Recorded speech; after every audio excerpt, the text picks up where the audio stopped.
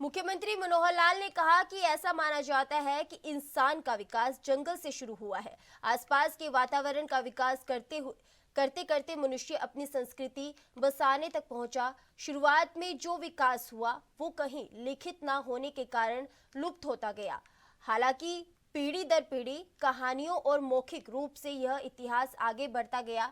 ये कहा जाता है कि जितने भी सभ्यताएं थी वह सब नदियों के किनारे बसी थी।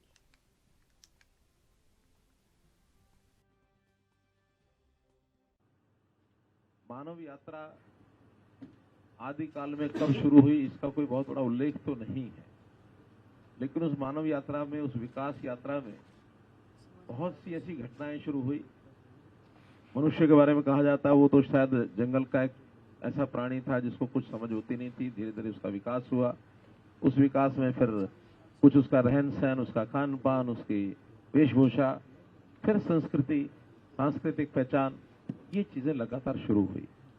अभी कोई लाख वर्ष कहता है, कोई 2 लाख वर्ष कहता है, कोई 1000 वर्ष कहता है, 10,000 वर्ष, जितना भी कहेंगे, लेकिन इन सब की पहचान उस समय, प्राचीन समय में जो कुछ विकास हमारा हुआ, संस्कृतियों का हुआ, रहन सहन का हुआ, सभ्यता का हुआ, वो बीच बीच में लोप होता रहा।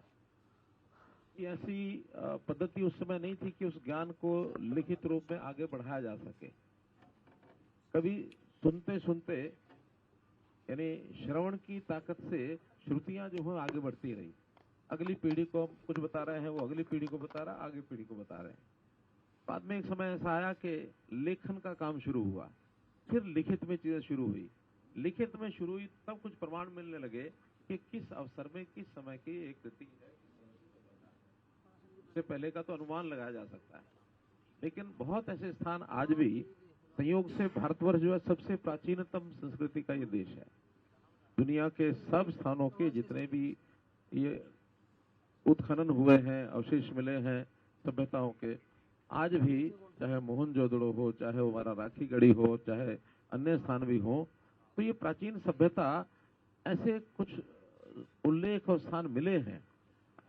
पहले क्या होता था कि उस समय में जो मानव का जो बसने का स्थान होता था वो नदियों के किनारे होता था।